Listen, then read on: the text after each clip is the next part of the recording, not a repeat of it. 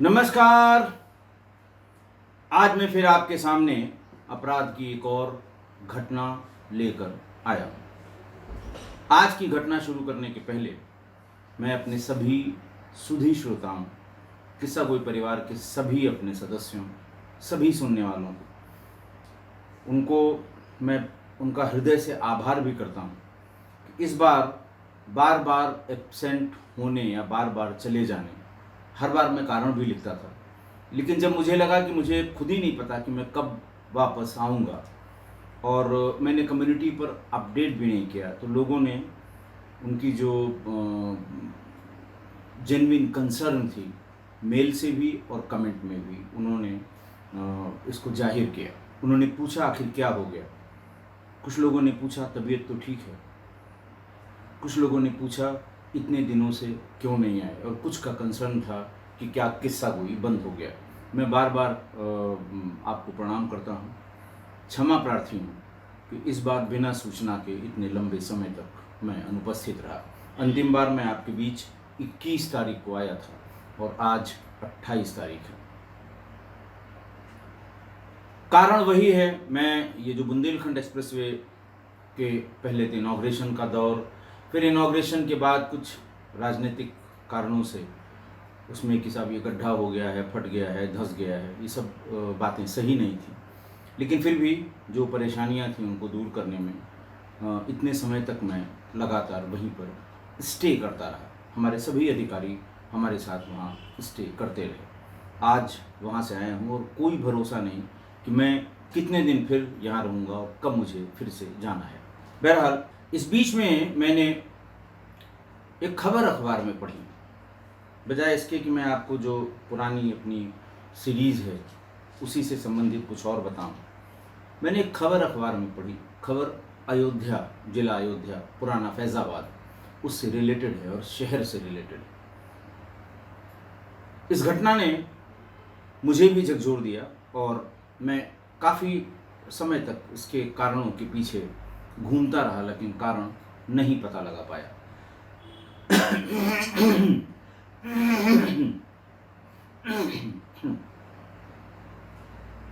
तारीख थी 1 जून 2022, 1/6/2022।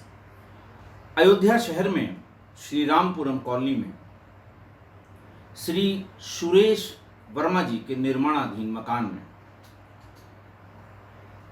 Ground floor पर दिन में 11:22 पर जब सुरेश वर्मा जी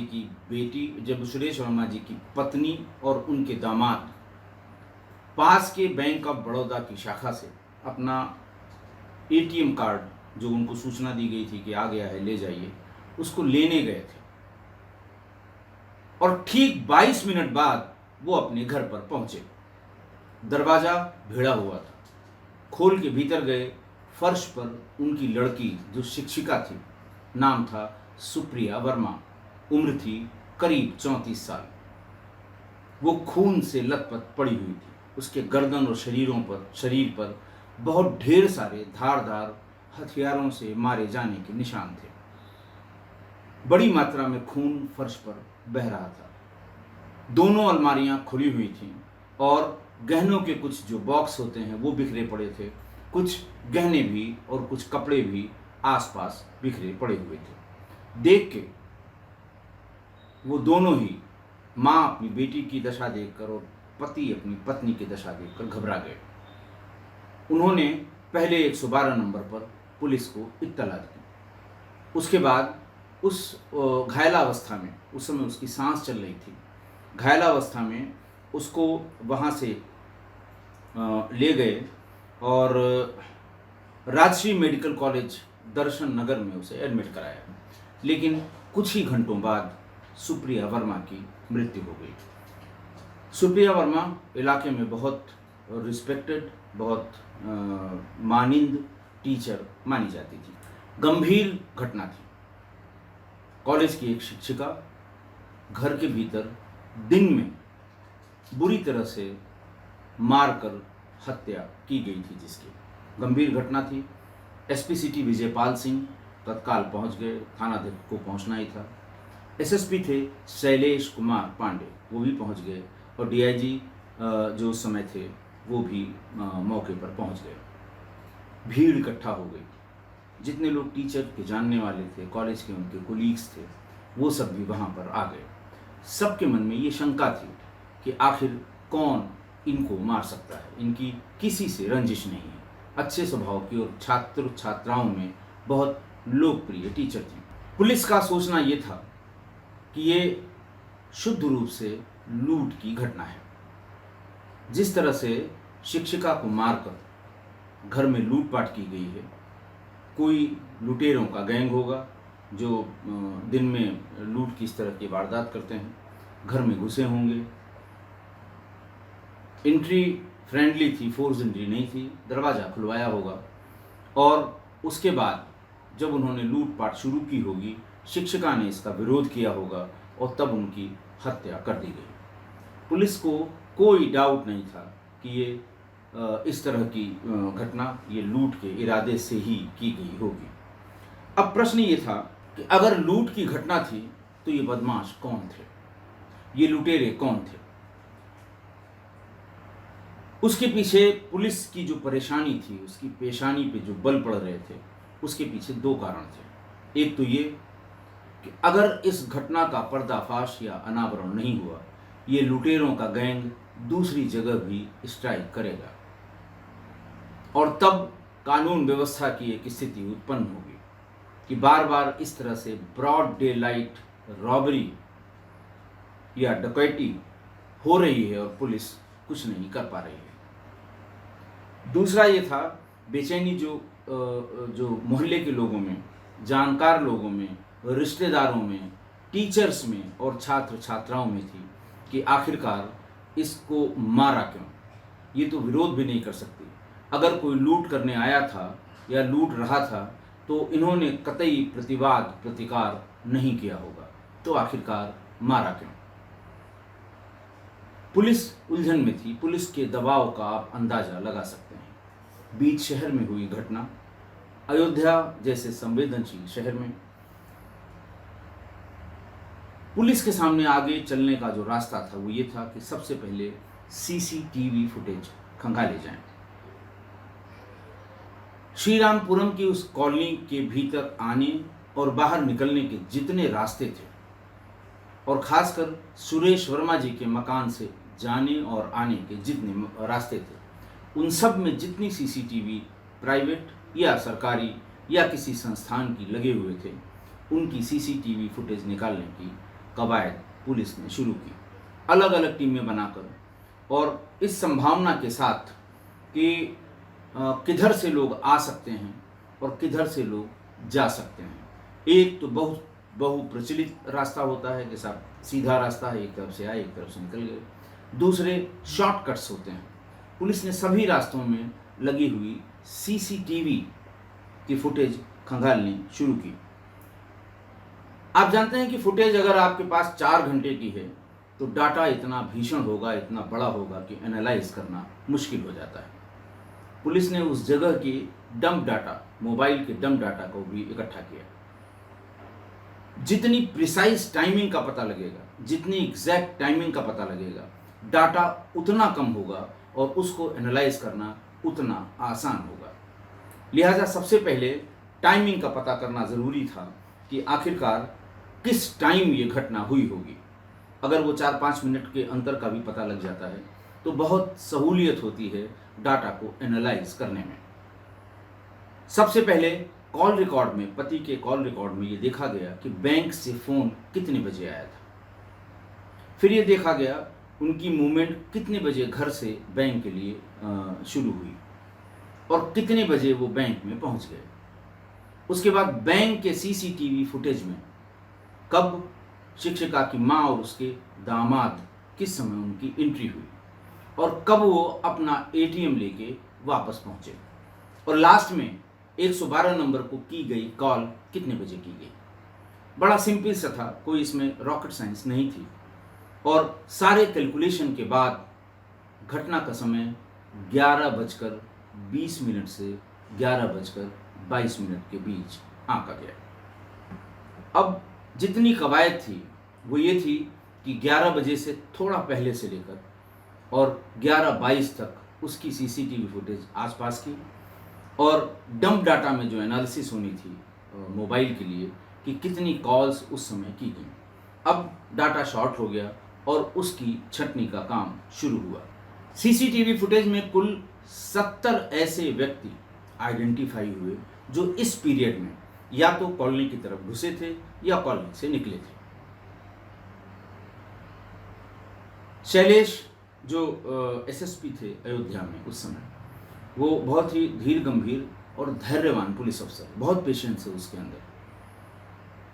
जब ये पता लगा कि 70 लोग आइडेंटिफाई हुए तो वो लगभग रोज क्राइम ब्रांच के ऑफिस जाते थे और इसका इन्वेस्टिगेशन कहाँ तक पहुंची इसके बारे में जानकारी करते थे। उन लोगों ने बताया साहब 70 लोग, उन्होंने कहा ठीक है, आप इनकी एक एक की स्टिल फोटोग्राफ निकालिए, 10 टीमें बनाइए, आसपास दिन भर टहलिए, लोगों से पूछिए कौन व्यक्ति है। कुछ के मोटरसाइकिल नंबर मिल गए थे, कुछ के 4 पहिया गाड़ी के नंबर मिल गए थे, कुछ पैदल थे और कुछ साइकिल से थे। पुलिस को थोड़ा टाइम लगा, करीब 10 दिन का, लेकिन 70 लोगों में से 65 लोगों को पुलिस ने आइडेंटिफाई कर लिया। किसी को उनके गाड़ी के नंबर से, किसी को शक्ल से पहचान लिया गया, आसपास के लोगों ने पहचान लिया। फिर उन 65 लोगों को एक एक करके बुलाया गया, उनकी लोकेशन, वो कब थे, कहाँ गए थे, किसके पास गए थे, कब लौट रहे थे, कहाँ जा रहे थे, और इन सब को बुलाने के बाद, इन सब से पूछताछ के बाद, इनमें से किसी की भी संलिप्तता या मौजूदगी घटनास्थल पर नहीं पाई गई। इन सभी को छोड़ दिया गया। शेष 5 लोग जो बचे, पुलिस ने यह अंदाज लगाया कि शायद यही वो गैंग होगा जिनको हम या लोग आइडेंटिफाई नहीं कर पा रहे हैं। फिर से कहा गया कि फिर से वेरीफाई किया जाए। 1 हफ्ते का समय उन 5 लोगों को आइडेंटिफाई करने में लगा और वो आइडेंटिफाई 5 में से 4 हो गए। उन्हें भी बुलाया गया, उनसे भी पूछताछ की गई। उनकी संलिप्तता न होने पर उन्हें वापस घर भेज दिया गया। अब केवल एक व्यक्ति ऐसा बचा जिसका फेस किसी कैमरे में नहीं आया था। हट्टा कट्टा नौजवान नवयुवक और हरे रंग की टी शर्ट पहने हुए, उसे बड़ी कोशिश करने के बाद भी नहीं पहचाना जा सका। पुलिस के पास उस हरे रंग की स्पष्ट टी शर्ट, लाइनदार टी शर्ट थी, उसके अलावा दूसरा कोई क्लू नहीं था। उस हरी टी शर्ट की अच्छी क्वालिटी की फोटोग्राफ सीसीटीवी फुटेज से निकालकर सभी को बांटी गई। फिर वही 10-12 टीमें शहर में घूम घूम कर जो कपड़े की दुकानें हैं, जहां टी शर्ट ज़्यादातर मिलते हैं, या बाकी छोटी मोटी दुकानें हैं, इन सब पर जाकर पूछताछ की गई कि ये किस दुकान का ये टी शर्ट, किस दुकान से ये टी शर्ट बेची गई होगी। ज़्यादातर लोगों ने, जो जानकार लोग थे, उन्होंने कहा साहब ये यहाँ दुकान से बिकी हुई टी शर्ट नहीं है, ये ऑनलाइन किसी साइट से ली गई है। ये क्लू मिलते ही क्राइम ब्रांच के सारे लोगों ने जितनी भी ऑनलाइन साइट्स हैं, फ्लिपकार्ट से लेके बाकी सब, उन्होंने देखनी शुरू की और अल्टीमेटली उनको फ्लिपकार्ट की साइट पर डिस्प्ले में ये टी शर्ट दिखाई पड़ गई। एसएसपी ने सीधे फ्लिपकार्ट के मैनेजमेंट से बात की, उनसे 3 बिंदुओं पर सूचना मांगी। एक, कब से ये टी शर्ट आपके डिस्प्ले पर लगी है, डिस्प्ले के बाद से घटना वाले दिन तक, इसकी कितनी ये कहाँ किसको किसको बेची गई है, किस किस एड्रेस पे।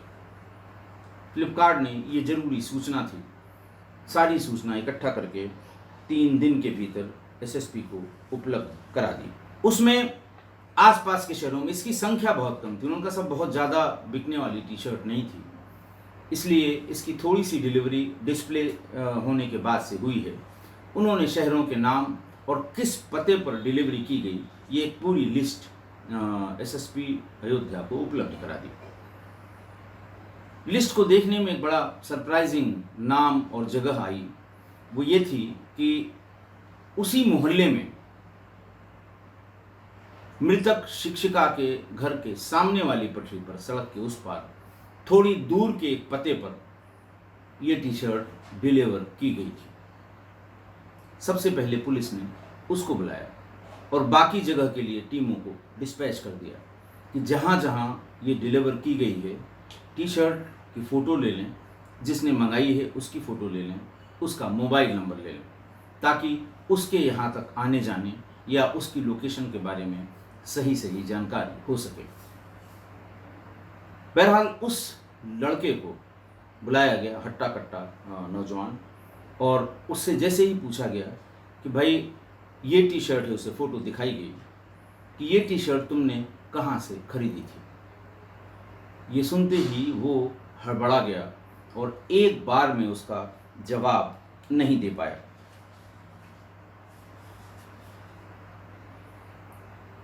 पुलिस के दिमाग में ये बिल्कुल घर कर गया कि इसके पास कुछ है जरूर सूचना जो ये बता नहीं रहा है। उसके बाद होना क्या था, पुलिस ने अपना काम शुरू किया। श्रेणीबद्ध पूछताछ शुरू हुई। बहुत थोड़ी देर में ही वो तोते की तरह बोलने लगा। उसने कहा मैंने ही मंगाई थी। ये भी बताया ये टी शर्ट इस समय मेरे घर पर है। पुलिस की टीम साथ में गई और वही टी शर्ट जो सीसीटीवी फुटेज में दिखाई दे रही थी वो उसने घर से निकाल कर दे दी। अयोध्या की फॉरेंसिक टीम जो हर जिले में होती है और रेंज हेडक्वार्टर में थोड़ी बड़ी टीम होती है, उसको बुलाया गया और उससे कहा कि आप प्राइमा फेसी इंस्पेक्शन करके देखें कि क्या इसमें ब्लड स्टेन्स हैं या नहीं है। फॉरेंसिक यूनिट ने देख के फौरन 1 मिनट में बता दिया कि साहब बहुत ढेर सारे ब्लड स्टेन्स इस टी शर्ट में मौजूद हैं, जबकि ऐसा लगता है कि इसे अच्छी तरह से कम 2 बार साफ किया गया है, यानी धोया गया है। बात सब खुल गई। उससे पूछा जाने लगा कि आखिर ये कैसे हुआ।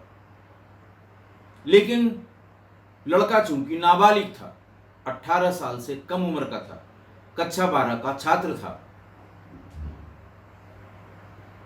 उसकी मां एक राजनीतिक पार्टी से उसका संबंध था। जैसे कहते हैं घेरम घार शुरू हुई, हाई स्कूल की सर्टिफिकेट मंगाया गया, उसके हिसाब से ये 18 साल होने में 4-5 महीने कम था। माननीय सर्वोच्च न्यायालय यानी सुप्रीम कोर्ट के आदेशानुसार जिस तरह से जुवेनाइल क्रिमिनल से 18 साल से कम उम्र के अपराधियों से जिस तरह पूछताछ की जानी चाहिए, उस तरह से विधिवत पूछताछ शुरू हुई। उसने एक एक करके अपनी बात बतानी शुरू की। उसने ये बताया कि मैं शुरू में इनके यहाँ ट्यूशन पढ़ने आता था और लगभग 2.5 साल पहले मेरे इनके संबंध हो गए। कभी कभी जब मैं नहीं जाता था ये मेरे घर पर आ जाती थी और ऐसे समय आती थी जब घर में कोई न हो। पढ़ाई का बहाना था, बाकी वो संबंध बनाती रही। उसका ये कहना था कि इस बीच में उन्होंने, शिक्षिका ने, मेरे कई फोटो अपने मोबाइल में खींच लिए। न्यूड और सेमी न्यूड उसकी फोटोग्राफ्स उसने मोबाइल में खींच लिए। उसने ये भी बताया कि अपने साथ भी उसने 3-4 फोटोग्राफ खींची हैं। जब कभी मैं 1 बार या 2 बार मिलने से मना करता था तो वो कहते थे ध्यान रखना फोटो मेरे पास है। करीब 2.5 महीने पहले एक दिन उन्होंने मुझे बुलाया और ये कहा कि मैं गर्भवती हूँ, मैं प्रेग्नेंट हूँ। मैं समझ नहीं पाया कि ये क्या कहना चाह रही हैं। मैंने उनसे पूछा भी कि इसका क्या मतलब है। उन्होंने कहा तुम्हें मतलब समझ लेना चाहिए, तुम बहुत हवा में उड़ रहे हो, बुलाने पर नहीं आते हो। ये ध्यान रखना मैं गर्भवती हूँ और तुम्हारी तमाम फोटोग्राफ मेरे पास हैं। जिस दिन तुम्हारे घर वालों को वो फोटोग्राफ दिखा दूंगी, तुम कहीं मुंह दिखाने लायक नहीं रह जाओगे। आरोपी ने बताया कि मैं डर गया। आरोपी का नाम मैं इसलिए नहीं ले रहा हूं कि नाबालिग है और माननीय सुप्रीम कोर्ट के आदेशानुसार हम उसका नाम नहीं ले सकते। बहरहाल आगे उसने बताया कि फिर 2 बार उन्होंने सुप्रिया ने मुझे देखकर ये कहा कि कल आ जाना, परसों आ जाना। मैं नहीं गया और लगभग 15 दिन पहले वो स्कूल से आते समय मेरे घर में रुक गई। दरवाजा खटखटाया, मैं बाहर आया, घर में सारे लोग मौजूद थे। घर वालों की इसलिए कभी कोई शंका नहीं थी कि उन्हें पता था कि ये मेरी टीचर है और मैं इससे पढ़ता हूं। बाहर ले जाकर उसने कहा कि अब बहुत हो गया, अगर अब तुमने ऐसा किया कि बुलाने पर नहीं आए तो मैं हर हाल में ये फोटोग्राफ तुम्हारे घर वालों को और स्कूल के बच्चों को, तुम्हारे साथ के बच्चों को दिखा दूंगी, उनके व्हाट्सएप पर भेज दूंगी। समझ लो तुम्हारा क्या हश्र होगा। उसने बताया कि मैं उस दिन बहुत डर गया। मुझे लगा कि ये इस तरह की महिला है कि जरूर ऐसा करेगी और फिर मेरे पास आत्महत्या करने के सिवा कोई चारा नहीं रहेगा। मेरी बदनामी मेरे घर में, मेरे रिश्तेदारों में, मेरे दोस्तों में, क्लास के मेरे क्लासमेट्स में इतनी हो जाएगी। उसी दिन मैंने ये निश्चय कर लिया कि मुझे इससे पीछा छुड़ाना होगा, इसे अपने रास्ते से हटाना होगा। घटना वाले दिन मैं करीब 10:15 बजे से ही इसके घर के सामने अगल बगल चक्कर लगाता रहा। करीब 11 बजे मैंने देखा कि उसके पति और उसकी माँ ये दोनों निकल कर जा रहे हैं। मुझे नहीं पता था ये कहाँ जा रहे हैं और मुझे पता था कि इसके पिता सुरेश वर्मा घर पर नहीं है। जैसे ही वो लोग निकले मैंने फौरन दरवाजा खटखटा दिया। उसने दरवाजा तुरंत खोल दिया। मैंने ही भीतर से उसकी चिटकिनी लगा दी। चिटकिनी लगाते ही वो भावनात्मक बातें करने लगी, लेकिन मेरे दिमाग में कुछ और चल रहा था। मैंने उसे धक्का देकर नीचे गिरा दिया और अपनी पैंट की बेल्ट के नीचे मैंने बल्लम के ऊपर का जो लोहे का हिस्सा होता है, जिसको किसी भी लकड़ी के डंडे में, बांस में या बेंत में उसे फिक्स करके बल्लम की तरह इस्तेमाल किया जाता है, वो मेरे घर में था, पुराना था। उसको मैंने अपने पीछे बेल्ट के भीतर खोस के रखा था। उसके गिरते ही मैंने वो बल्लम का अगला हिस्सा निकाल लिया और पहले उसके गर्दन पर ताबड़तोड़ 10-12 वार कर दिए। उसके बाद उसके सीने, चेहरे और बाकी जगहों पर चाकू से वार किए। उसका कहना है इस पूरी प्रोसेस में 3 से 4 मिनट लगे। मैंने दिमाग पहले से ही बना रखा था कि अगर इसको लूट में तब्दील न किया गया तो पुलिस हमारे पास तक पहुंच जाएगी। हालांकि हम लोगों ने ये पहले से तय कर रखा था कि मोबाइल पर कोई बात नहीं करेंगे, क्योंकि एक बार उसने कहा था कि कभी कभी मेरा मोबाइल मेरे पति भी इस्तेमाल करते हैं, कभी भूल के भी व्हाट्सएप पर या कॉल पर कोई बात नहीं करनी है। बहुत दूर नहीं रहते हो, जो बात करनी होगी घर पर आकर करना या मैं तुम्हारे घर पर आकर कर लूँगी। इसलिए मैं निश्चिंत था। सामने 2 अलमारियां थीं। पहली अलमारी खोली, उसमें कुछ नहीं था, कपड़े थे। कपड़ों को मैंने वहीं गिरा दिया। दूसरी अलमारी में 50,000 रुपये नगद और तमाम जेवर के डिब्बे रखे हुए थे। कुछ डिब्बे और कुछ जेवर मैंने वहीं जमीन पर और बिस्तर पर बिखेर दिए। बाकी सारा जेवर और पैसा मैंने फौरन एक पॉलीथीन के बैग में रख लिया और वहाँ से आराम से अपने घर आ गया। घर आकर मैंने अपने घर के कैंपस में ही मिट्टी खोद कर उसमें पॉलीथीन में वो सारे जेवर और 25,000 रुपये लपेट कर रख दिए। बल्लम का वो टुकड़ा भी उसी में रख दिया था। पुलिस उसको साथ लेकर उसके घर पहुंच गई।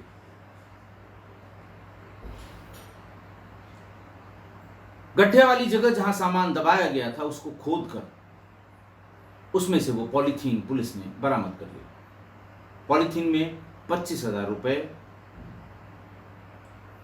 2 जोड़ी पाजेब, 1 कमरबंद, 29 बिछिया। बिछिया वो जो पैरों में अंगूठी के बगल वाली उंगली में पहने जाने वाला महिलाओं का ऑर्नामेंट है। ज़्यादातर उत्तर भारत में और दक्षिण भारत में भी महिलाएं बिछिया का प्रयोग करती हैं।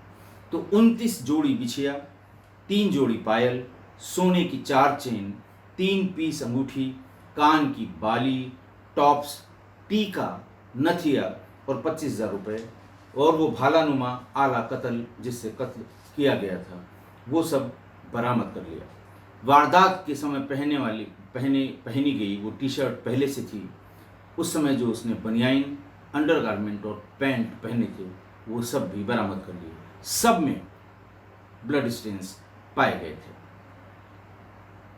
पुलिस का ये कहना है कि सर्टिफिकेट में उसकी उम्र 17 साल कुछ मिनट है, कुछ महीने है, लेकिन देखने सुनने में वो बालिग दिखाई देता है। हृष्ट पुष्ट है, लंबा है, आकर्षक है। ऐसा नहीं लगता कहीं से कि यह नाबालिग होगा। एज डिटर्मिनेशन के लिए सीएमओ को चिट्ठी लिख के उसके तमाम जो हड्डियों के जॉइंट्स और एक्सरे किए जाते हैं, लेकिन उससे भी कोई बात स्पष्ट निकल कर नहीं आई, जिसके कारण उसको गिरफ्तार करके माननीय सुप्रीम कोर्ट के आदेशानुसार बाल संरक्षण गृह में रखा गया और जुवेनाइल कोर्ट में उसकी पेशी हुई, जहां से पुलिस ने उसको जुडिशियल रिमांड पर जेल भेज दिया। 4 जुलाई को, 1 जून की यह घटना थी, 1 महीने 4 दिन बाद 4 जुलाई को पुलिस लाइंस अयोध्या में एक बड़ी प्रेस कॉन्फ्रेंस की गई। इस प्रेस कॉन्फ्रेंस में शैलेश पांडे जो एसएसपी थे, उस समय उनका स्थानांतरण हो चुका था, लेकिन चार्ज नहीं छोड़ा था। परेशान थे कि मेरे समय की ये घटना है, अगर जाते जाते ये खुल जाएगी तो मेरे ऊपर से बोझ उतर जाएगा, जैसा कि उस दिन की पेपर कटिंग्स में है। श्री अमरेंद्र सिंह जो डीआईजी हैं वहाँ के अयोध्या के रेंज, वो थे। विजयपाल सिंह जो एसपी सिटी थे, जिन्होंने बड़ी महत्वपूर्ण भूमिका निभाई थी इसको अनावरण करने में। इन सब लोगों ने एक बड़ी प्रेस कॉन्फ्रेंस की। प्रेस कॉन्फ्रेंस में उपस्थित प्रेस वालों ने दांतों तले उंगली दबा ली। कारण ये कि महिला की उम्र 34-35 साल और उनसे आधी उम्र का वो लड़का जिसने ये हत्या की थी। कारण किसी की समझ में नहीं आ रहा था। अभी तक तो सबके दिमाग में यही था कि लूट के लिए ये हत्या की गई है, पैसों के लिए, गहने के लिए हत्या की गई है। लेकिन प्रेस कॉन्फ्रेंस में जब एक एक बातें डीआईजी ने बतानी शुरू की तो सभी ने दांतों तले उंगली दबा ली। आज की घटना में समाज का सबसे प्रतिष्ठित वर्ग समझे जाने वाले शिक्षक या शिक्षिका, इस प्रकरण में शिक्षिका ने अपने से आधे उम्र के बच्चे के साथ जो किया, विलफुली किया या विलफुली नहीं किया या किसी ट्रैप में फंसी, कारण चाहे जो हो, लेकिन ये अपराध अक्षम्य अपराध है।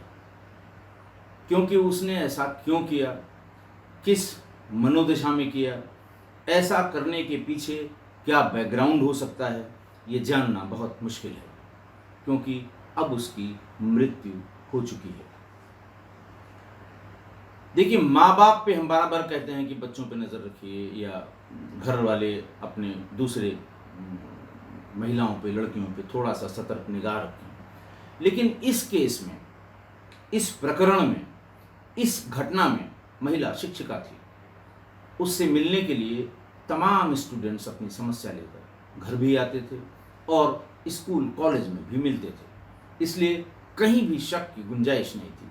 या कहीं भी इस बात की का अंदेशा नहीं था कि इस पर नज़र रखनी चाहिए कि ये कितने लोगों से क्यों मिल रही है। इसलिए ये बात तो कहना ठीक नहीं होगा कि उनके घर वालों को, उनके पति को, उनके पिता को, उनकी माँ को नज़र रखनी चाहिए थी, क्योंकि शिक्षक और छात्र का ऐसा रिश्ता है जहाँ कहीं है कि छात्रों से, चाहे पुरुष हो चाहे महिला हो, पुरुष है तो महिला छात्राओं का, छात्रों का मिलना जुलना, स्कूल में अपने सवाल पूछना, स्कूल में अपनी समस्याएं बताना, ज़रूरी हो तो घर आकर बताना या उनसे ट्यूशन पढ़ना, ये बहुत ही सामान्य बल्कि अति सामान्य बात है। ऐसे में निगाह रखने वाली बात तो समझ में नहीं आती है। लड़के के बयान से ये स्पष्ट नहीं हो पाया कि शिक्षिका ने जब उसे ये बताया कि वो गर्भवती है तो उसने इस गर्भ के बारे में क्या इंडिकेट किया था, क्योंकि देखिए वो शादीशुदा थी, पति भी साथ में रहता ही है, और अगर गर्भवती हुई है तो कोई इसमें असामान्य बात नहीं है, सामान्य बात है। लेकिन वो लड़के को बार बार ये क्यों बता रही थी कि मैं गर्भवती हूं? लड़के ने भी इसका कोई, यानी अपराधी ने इसका कोई खुलासा नहीं किया। मुझे ये अंदाज था कि शायद फीटस यानी गर्भस्थ शिशु का डीएनए सैंपल लिया गया होगा। मैंने अयोध्या के तमाम अधिकारियों से बात की, आज ही बात की, लेकिन कोई इसका स्पष्ट जवाब नहीं दे पाया। पर मेरी जानकारी के हिसाब से ये डीएनए सैंपलिंग नहीं की गई है। अगर की गई है तो बहुत अच्छा है, इससे बढ़िया कुछ नहीं हो सकता, विवेचना में मदद मिलेगी। लेकिन अगर नहीं की गई है तो ये एक गंभीर आपराधिक लापरवाही है पुलिस के पार्ट पर, क्योंकि ये पता किया जाना बहुत ज़रूरी है कि वो बार बार, जो उसके बयान में है, ये वो बार बार महिला क्यों उस बच्चे से कहती थी कि मैं गर्भवती हूँ, और ये गर्भ किसका है। अब शायद ही कभी ये पता लग पाए। हालांकि लोगों का ये कहना है कि साहब इससे क्या फ़र्क पड़ता है, किसी का भी रहा हो, अब तो उसकी मृत्यु हो गई। लेकिन विवेचना के दृष्टिकोण से ये बहुत आवश्यक था। बहरहाल आज की घटना सामाजिक चरित्रों के पतन की जीती जागती मिसाल है। चूंकि मृतक एक तो महिला है और दूसरे अध्यापिका है, इसलिए मैं किसी कीमत पर कोई टिप्पणी नहीं करूंगा, मुझे करना भी नहीं चाहिए। बाकी चीज़ें आप समझ रहे होंगे या समझ गए होंगे। लेकिन अध्यापकों, चाहे पुरुष हों चाहे महिला हों, धर्मगुरुओं और ऐसे सामाजिक पदों पर आसीन लोग जिन्हें जनता बहुत सम्मान की दृष्टि से देखती है और जिनका समाज में बहुत आदर है, जिनको पब्लिक बहुत सम्मान देती है, उन्हें सामाजिक शुचिता का पालन जरूर करना चाहिए। ऐसे उनका अकेला नहीं, समाज का नुकसान होता है, समाज की धारणाएं बदलने लगती हैं। तो मैं किस्सा कोई परिवार के तमाम लोगों से, सुनने वाले तमाम लोगों से यही कहूँगा कि आप ऐसी जगह पर हैं जहाँ लोग आपको सम्मान देते हैं, लोग आपका आदर करते हैं, लोग आपके बारे में अच्छा अच्छा कहते हैं, तो आप भी शुचिता का पालन करें, सामाजिक शुचिता का पालन करें, ताकि समाज में कोई आपके बारे में विकृत मानसिकता से न सोचे, आपके आदर और भाव में कोई कमी न हो। ये केवल एक व्यक्ति की बात नहीं है, फिर सभी को, शिक्षकों, शिक्षिकाओं या इस तरह के और सम्मानित और आदर वाले पदों पर शक करने लगेंगे। आज के लिए बस इतना ही। बहुत बहुत धन्यवाद।